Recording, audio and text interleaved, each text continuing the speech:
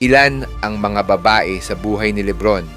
Si superstar Rihanna, sinasabi na bibigyan niya ng milyon-milyong si Lebron upang hayaan siyang makasama. Hindi lamang niya gusto si Lebron, ngunit ito rin ang numero 1 tagahanga ng koponan ni Lebron.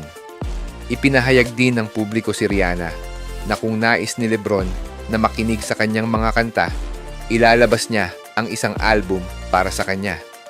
Si Lebron ay napakaraming mga sweaters, ngunit sa mga mata ni Lebron ay mayroon lamang ang kanyang asawa na si Savannah. Nagmahalan na sina Lebron at Savannah sa high school pa lang. Nabuntis si Savannah sa oras na ito. Natakot si Savannah sa oras na ito. Nag-aalala siya na iwanan siya ni Lebron. Nang mag-27 si Lebron, ginawa niya ang pinakamahalagang desisyon sa kanyang buhay at iminungkahi kay Savannah. Bagaman hindi pa siya 20 taong gulang, ipinangako na ni Lebron na makakasama niya ito at ang mga anak magpakailanman. Alam ni Savannah na hindi siya nagkamali tungkol kay Lebron, ang tao sa harap ng kanyang ipinangako na samahan siya habang buhay. Lumipas ang 20 taon, maraming mga tukso sa paligid ni Lebron.